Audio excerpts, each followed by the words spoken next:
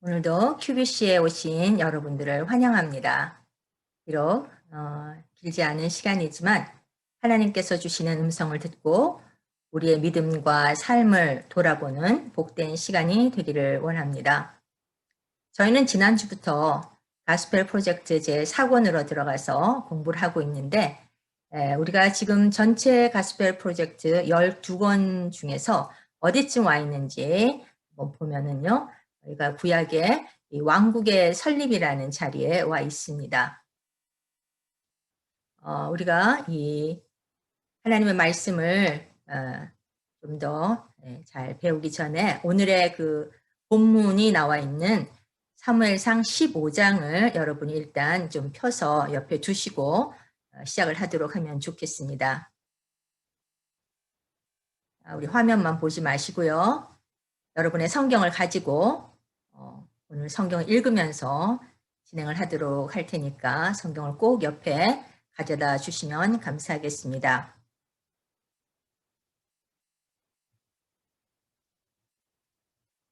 오늘은 제 4권 2과로 들어가게 되겠는데요. 오늘은 지난주 손요한 목사님께서 왕을 요구하는 것은 라는 제목으로 1과를 말씀해 주셨는데 왕을 요구한다는 것은 하나님으로만 충분하지 않다는 것이었고요. 또 자신을 왕의 종으로 내어준다는 말씀이었습니다. 이것은 세상 사람들과 똑같이 된다는 그런 것이라는 것을 우리가 지난 시간에 배웠는데 하나님께서는 그렇지만 이렇게 끈질기게 왕을 요구하는 그들의 요구를 들어서 왕을 세워주셨어요. 그 왕이 오늘 이스라엘의 초대왕 사울입니다. 하나님께서는 그가 스스로 낮게 하찮게 여길 때에 그를 높여주셨습니다. 그러나 오늘 말씀을 통해서 보겠지만 그가 스스로 높아지려고 할 때에 하나님은 그를 하찮게 만드셨던 것을 보게 됩니다. 오늘 여러분들이 지금 보시는 초대왕 사울이 몰락한 이유라는 제목에서 보면은 뭔가 잘못되어 가고 있다는 것을 직감할 수가 있을 겁니다. 그가 왜 이 몰락이라는 길을 걷게 되었는지 우리는 이를 거울로 삼는 시간이 되기를 바랍니다. 사울이 몰락을 한 그 원인에는 세 가지를 우리가 볼 수 있는데요. 첫째는 하나님께 대한 불순종이 몰락의 원인이었습니다. 두 번째는 불순종을 합리화시켰다는 거죠. 세 번째는 사람들의 인정에 목말라 했다는 것이 바로 이 몰락의 원인이라고 말하고 있습니다. 우리가 오늘 이과를 공부하면서 꼭 알아야 될 신학적 주제가 있는데 이것을 여러분 꼭 기억하시고 마음에 담아두시면 좋겠습니다. 하나님은 주님의 모든 명령에 순종할 것을 요구하신다는 것입니다.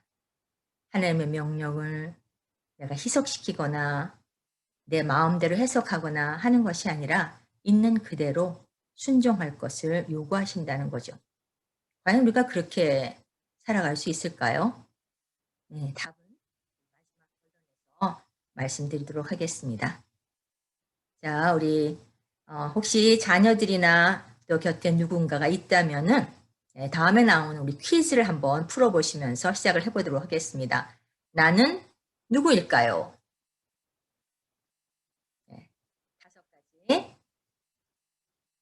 힌트가 있습니다.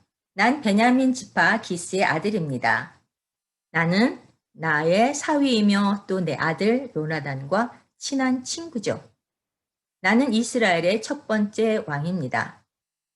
어리석게도 하나님의 말씀에 불순종해서 하나님께 버림을 받았습니다. 난 키가 다른 사람의 어깨보다 크고 얼굴도 아주 잘생겼답니다. 너무 쉽죠? 네, 맞습니다. 사울 왕입니다.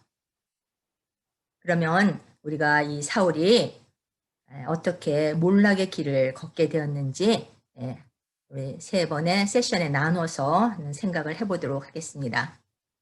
자, 그러면 사울이 몰락의 길을 걷게 된 첫 번째 원인인 하나님께 온전히 순종하지 못하면 몰락한다는 이 세션에서 우리는 본문을 잠깐 살펴보도록 하겠습니다. 사무엘상 15장 10절에서 15절까지를 우리 함께 읽어볼 텐데 될 수 있으면 큰 소리로 또박또박 읽도록 하겠습니다. 자신에게 들려지는 하나님의 목소리라고 생각하면서 한 절씩 읽도록 하겠습니다. 자기의 성경을 찾아서 읽으시면 좋겠습니다. 10절 여호와의 말씀이 사무엘에게 임하니라 이르시되 내가 사울을 왕으로 세운 것을 후회하노니 그가 돌이켜서 나를 따르지 아니하며 내 명령을 행하지 아니하였음이니라. 사무엘이 근심하여 온 밤을 여호와께 부르짖으니라. 사무엘이 사울을 만나려고 아침에 일찍이 일어났더니 어떤 사람이 사무엘에게 말하여 이르되 사울이 갈멜에 이르러 자기를 위하여 기념비를 세우고 발길을 돌려 길갈로 내려갔다 하는지라. 사무엘이 사울에게 이른즉 사울이 그에게 이르되 원하건대 당신은 여호와께 복을 받으소서 내가 여호와의 명령을 행하였나이다 하니 사무엘이 이르되 그러면 내 귀에 들려오는 이 양의 소리와 내게 들리는 소의 소리는 어찌 됨이니까 하니라. 네? 그것은 무리가 아말렉 사람에게서 끌어온 것인데 백성이 당신의 하나님 여호와께 제사하려 하여 양들과 소들 중에서 가장 좋은 것을 남김이요 그 외의 것은 우리가 진멸하였나이다 하는지라. 방금 읽은 우리 본문을 살펴보면요. 하나님께서 말씀하시는 것이 사울은 나름대로 하나님의 말씀을 받아들여서 순종을 했다고 하는 것을 알 수 있습니다. 사울이 순종했다고 하는 것과 하나님의 명령이 과연 어떤 것인지 함께 본문을 보면서 찾아보도록 하겠습니다. 첫째, 하나님의 명령은 아말렉을 쳐서 그들의 모든 소유를 남기지 말고 진멸하라 하는 것입니다. 여기서 쓰인 진멸이라는 히브리 원어는요. 하렘이라는 단어로 여호수아서에 보면은 가나안 정복을 할 때 많이 썼던 표현입니다. 완전한 파괴와 진멸인 것입니다. 아예 만지거나 소유할 수 없게 하는 것입니다.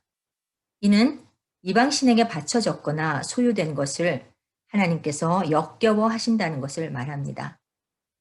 여러분들 진흙탕에서 놀다 온 아이를 씻길 때 어떻게 씻깁니까? 대충 조금 묻은 곳은 남겨두고 씻기나요? 그렇지 않죠. 구석구석 조금도 더러움이 남아있지 않게 깨끗하게 씻기는 것이 바로 이런 의미의 진멸이라고 생각하시면 되겠습니다. 요즘 코비드-19로 손 씻기와 손 닦는 것을 철저하게 하고 있는데요. 이는 바이러스를 하나도 살아남지 못하게 방역하고 소독하는 것을 의미하죠. 하나님께서 남녀나 소와 젖먹는 아이, 우양과 낙타, 나귀를 모두 죽이라고 명령하신 것은 하나님께서 죄의 오염을 막기 위한 하나님의 특별한 방역책이라고 생각하시면 되겠습니다. 하지만 사울은 이 명령을 자기 방식대로 해석하고 행하는 것을 여기서 보게 됩니다. 어떻게 사울이 순종이라고 말하는 불순종이 있는지 살펴보겠습니다. 첫째는 진멸하라고 한 이 아말렉 왕 아각을 죽이지 않고 살려둔 것입니다. 그리고 양과 소 가장 좋은 것, 기름진 것은 진멸하기 즐겨하지 않았다 그랬어요. 가치 없고 하찮은 것만 진멸했습니다. 내가 순종의 기준을 정한 것이죠. 왜 그랬을까요? 네. 고대에는 적군의 왕이나 장수를 잡아서 사람들에게 보이는 것이 승리를 자축하고 사람들에게 인정받는 방법이고 자기 승리를 과시하는 것 중에 하나였습니다. 그래서 사울도 정복자들처럼 백성들 앞에서 그 전리품을 과시하고 싶은 마음, 백성들의 인정을 갈구하는 마음이 그 안에 깔려 있다는 것을 볼 수 있습니다. 그는 또 자기 눈에 보이는 좋은 것을 남긴 것입니다. 여기에서 우리는 그가 하나님을 두려워하지 않는 모습을 볼 수 있습니다. 13절을 보면은 내가 여호와의 명령을 행하였나이다 라고 사무엘에게 말합니다. 자기가 하나님이 되어서 판단하고 결정하고 그것이 제대로 한 것으로 착각하고 있는 불순종이라고. 하지만 자기는 순종이라고 여기면서 하나님의 명령보다 자기가 결정한 순종이 위에 있다고 여기는 것이죠. 여기서 우리는 우리의 순종을 돌아볼 필요가 있습니다. 우리의 순종은 과연 어떤 순종입니까? 하나님의 목소리보다 내가 스스로 결정하는 것을 더 우선하고 있지는 않은지, 우리의 순종이 반쪽짜리 순종은 아닐까요? 또는 위선적인 순종. 사람들 보기에는 순종하는 것처럼 보이지만 마음을 감찰하시는 하나님 앞에서 나의 순종을 재어본다면 훨씬 못 미치는 마음이 담기지 않은 순종은 아닌가요? 또 어떤 것은 순종이란 이름으로 불순종을 하는데 타협하는 순종입니다. 상대방이 인정하면은 그것을 순종으로 착각하는 것이죠. 사람이 하나님인 것처럼. 그러기에 오늘 이 사울의 모습 속에서는 나 자신의 모습이 투영되고 있습니다. 이런 반쪽짜리 순종을 하고도 위선적인 순종과 타협하는 순종을 하고도 순종으로 생각하고 있는 것이죠. 이런 순종이 어디에서 출발했을까요? 바로 자기의 욕심과 자기 만족에 의해서 생겨났던 것을 볼 수 있습니다. 불순종이라는 것은 그 이전에 하나님보다 자기를 높게 생각하는 자리에서 출발합니다. 나의 명예를 채우기 위해서 나 스스로가 이렇게 해야 만족한다고 여기기 때문이죠. 하나님과의 관계와 상관없이 생각하는 그런 순종에서 비롯된다고 볼 수 있겠습니다. 그런 사울이 사무엘의 지적을 받게 됩니다. 사무엘은 사울에게 어떤 지적을 했을까요? 네, 바로 두 번째 세션에서 그것을 볼 수 있습니다. 불순종을 합리화하면은 몰락한다. 두 번째 불순종을 지적받았을 때 사울은 어떻게 했는지 살펴보도록 하겠습니다. 다시 성경을 펴시고 오늘의 또 두 번째 세션의 본문인 사무엘상 15장 16절에서 21절까지의 말씀을 함께 보겠습니다. 사무엘이 사울에게 이르되 가만히 계시옵소서. 간밤에 여호와께서 내게 이르신 것을 왕에게 말하리이다 하니 그가 이르되 말씀하소서. 사무엘이 이르되 왕이 스스로 작게 여길 그때에 이스라엘 지파의 머리가 되지 아니하셨나이까. 여호와께서 왕에게 기름을 부어 이스라엘의 왕을 삼으시고 또 여호와께서 왕을 길로 보내시며 이르시기를 가서 죄인 아말렉 사람을 진멸하되 다 없어지기까지 치라 하셨거늘 어찌하여 왕이 여호와의 목소리를 청종하지 아니하고 탈취하기에 급하여 여호와께서 악하게 여기시는 일을 행하였나이까. 사울이 사무엘에게 이르되 나는 실로 여호와의 목소리를 청종하여 여호와께서 보내신 길로 가서 아말렉 왕 아각을 끌어왔고 아말렉 사람들을 진멸하였으나 다만 백성이 그 마땅히 멸할 것 중에서 가장 좋은 것을 길갈에서 당신의 하나님 여호와께 제사하려고 양과 소를 끌어왔나이다 하는지라. 이 본문을 보면은요, 사울의 자기 합리화가 얼마나 여러 가지로 나타나는지 알 수 있습니다. 우리는 자기가 불리한 입장에 처해 있을 때 자기 합리화라는 것을 내세우고 있습니다. 자기 합리화는 하나님의 말씀을 희석하고 진리를 왜곡하게 만든 아주 무서운 죄입니다. 이 자기 합리화의 중심에는 자존심이라는 것이 자리 잡고 있습니다. 누구도 건드릴 수 없는 자아죠. 자존심을 어떻게 얘기하는지 보니까 해당 분야의 권위자나 해당 업적으로 엄청난 부와 명성을 얻은 경우, 또 그것을 지적하는 사람이 마음에 안 들거나 라이벌일 경우, 또는 그의 태도에 끝까지 고수하는 그런 경우이고, 죽을 때까지 바꾸지 않는 것도 있다고 얘기하고 있습니다. 우리는 가끔 내 자존심을 건드리는 일은 절대 못 참는다고 하는 말을 종종 듣게 됩니다. 우리는 죄로 죽은 자입니다. 에베소서 2장 1절을 보면은 그는 허물과 죄로 죽었던 너희를 살리셨도다 라고 말씀하고 있습니다. 죽은 자에게 자존심이 있을 수 없죠. 하지만 내가 아직도 살아있어서 죽지 못하고 내 자아가 나타나서 나를 흔들었기 때문에 우리는 이 자기 합리화에서 자기의 자존심에 목숨을 거는 일을 하게 되는 겁니다. 우리 모두에게는 나만의 왕이 있습니다. 이것이 나에게 꼭 필요한 것. 예. 정말 이거 뺏기면은 죽을 것 같은 것. 여러 가지가 있겠지만은 우리는 오늘 이 세 가지 한번 생각해 보겠습니다. 안정감. 내가 이것을 뺏기면 나의 이 자리가 무너진다고 생각하는 것들. 그리고 또 내가 이것이 있음으로 행복을 느끼게 되는 것. 이것이 또 나의 왕으로 볼 수가 있습니다. 또 한 가지 나의 왕은 사람들에게 인정을 받는 것. 사람들이 나를 가치 있게 여겨주는 것. 이게 우리 마음속에 우리가 섬기는 왕이라고 볼 수가 있습니다. 죄는 대개 영혼 깊은 곳에 불만이나 내가 행복하기 위해서 반드시 있어야 한다고 느끼는 것에서 비롯됩니다. 모든 것이 하나님 외에 있는 것들이죠. 존경심을 갈망하는 남자는 집단을 위해서 자기의 도덕성을 얼마든지 훼손하며 그것을 지키려 하는 모습을 보게 됩니다.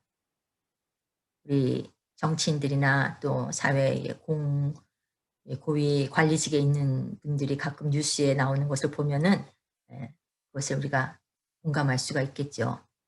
또 안락한 삶을 갈망하는 여자는 더 큰 집으로 이사하기 위해서 무슨 일이든 할 수 있다고 여긴다는 것.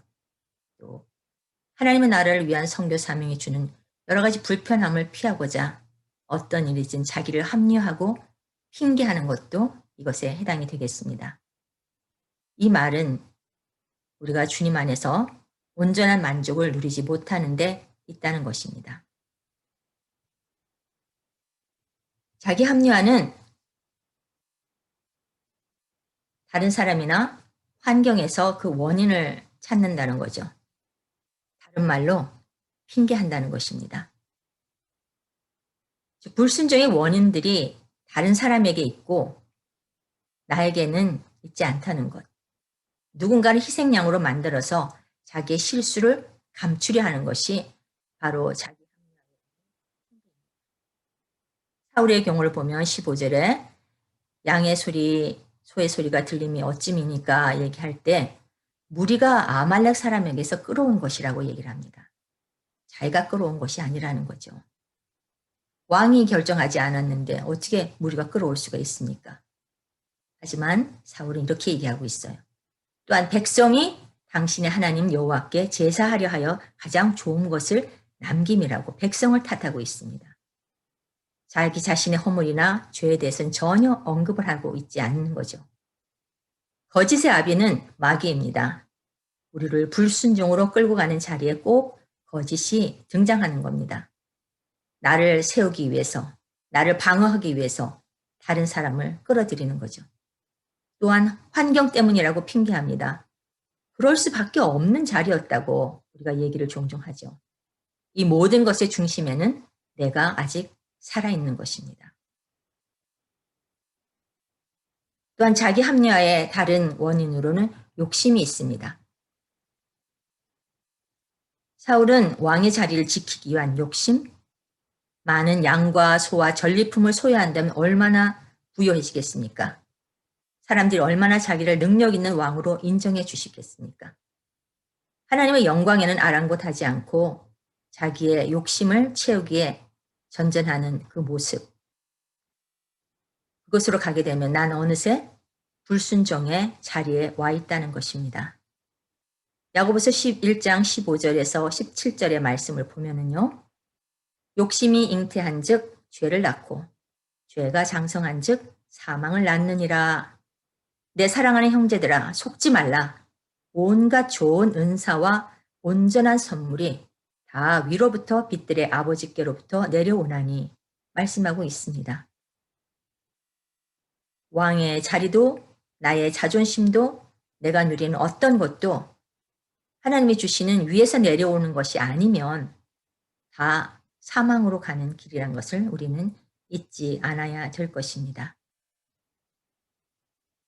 오늘 우리 사울을 통해서 우리가 사울처럼 몰락하지 않으려면 기억해야 될 것이 있습니다. 네. 우리가 과거의 모습을 잊은 자는 아닌가? 하나님을 잊은 자는 아닌가? 은혜를 잊은 자는 아닌가?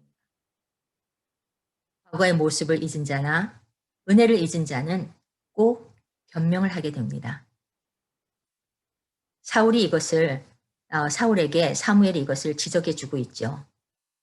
17절을 보면은 스스로 작게 여길 때 이스라엘 지파의 머리가 되지 않으셨나이까?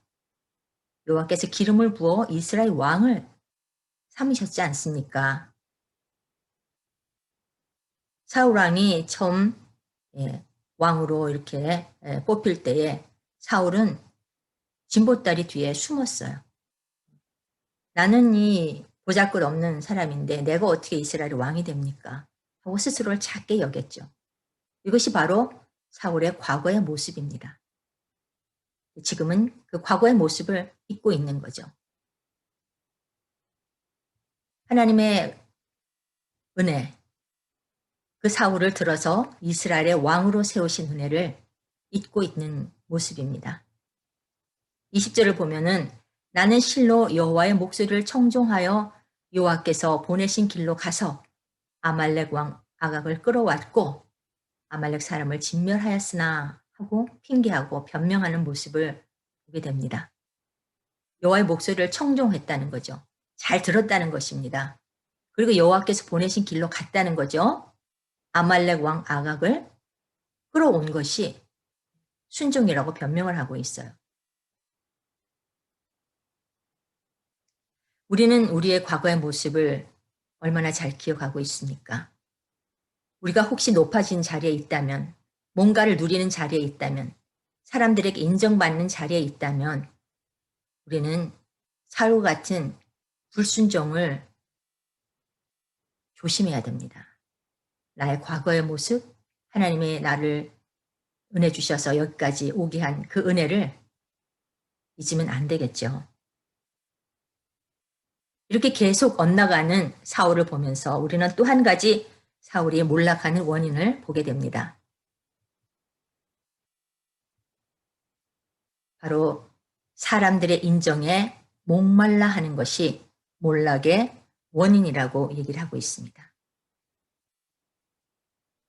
오늘 사무엘상 15장 22절에서 31절의 본문을 찾아서 다시 한번 또 읽도록 하겠습니다.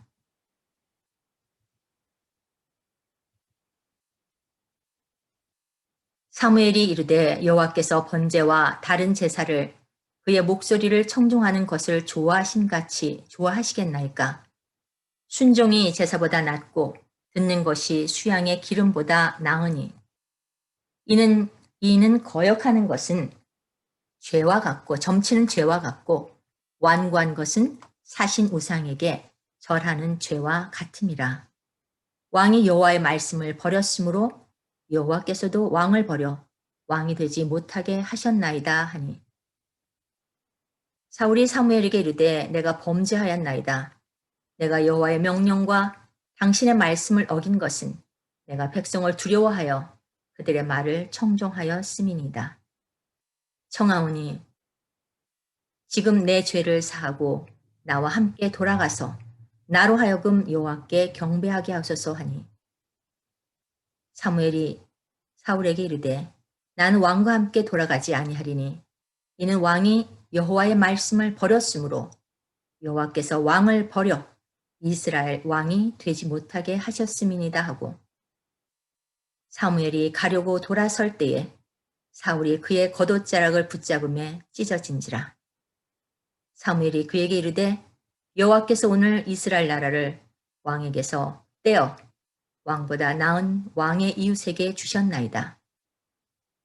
이스라엘의 지존자는 거짓이나 변개함이 없으시니 그는 사람이 아니심으로 결코 변개하지 않으심이니이다 하니 사울이 이르되 내가 범죄하였을지라도 이제 청하옵나니 내 백성의 장로들 앞과 이스라엘 앞에서 나를 높이사 나와 함께 돌아가서 내가 당신의 하나님 여호와께 경배하게 하소서 하더라.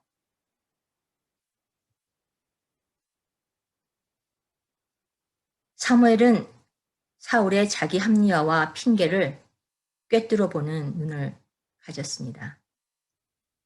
사울 왕이여, 하나님은 당신이 바라는 것처럼 이렇게 형식적인 공물에 감동하시는 분이 아닙니다. 하고 사울의 죄를 지적하고 있죠. 이 말씀은 지금 우리에게 똑같이 들려오는 것 같습니다. 하나님은 그저 우리가 찬양 몇 곡을 부르고 예배 자리에 앉아서 헌금을 잘 내고 봉사의 자리에서 열심을 내는 것만으로 감동하고 열광하지 않는다는 말씀입니다. 하나님을 감동시키는 것은 순종하는 마음입니다. 사람의 인정을 바라는 욕심에서 나오는 공허한 순종이 아닌 형식적인 순종이 아닌 주님의 은혜 안에서 쉼을 누리는 복종의 마음을 원하시는 것이죠. 우리의 순종은 어떠합니까?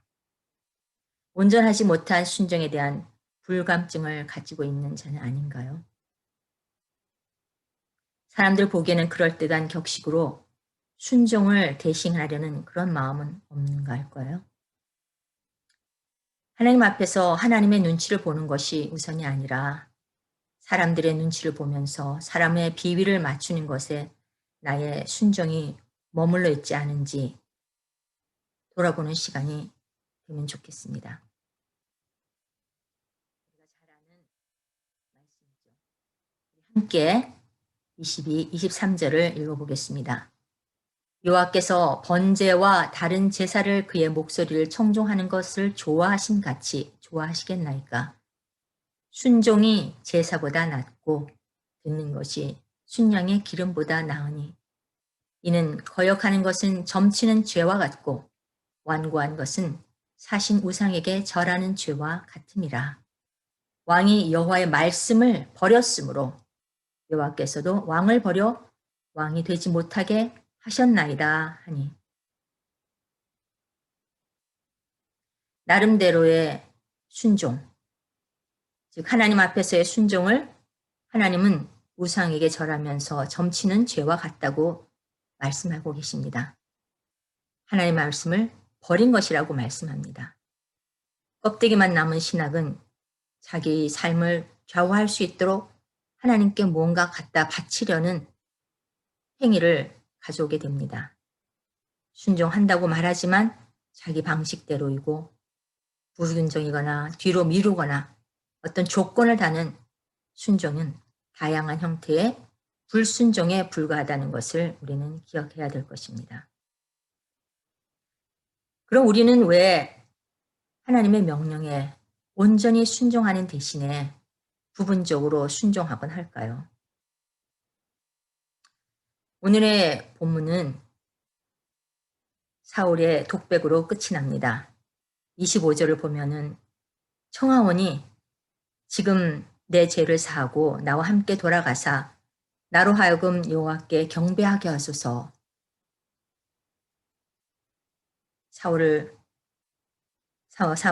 사무엘을 붙잡고 경배하기를 원하는 모습을 보여줍니다.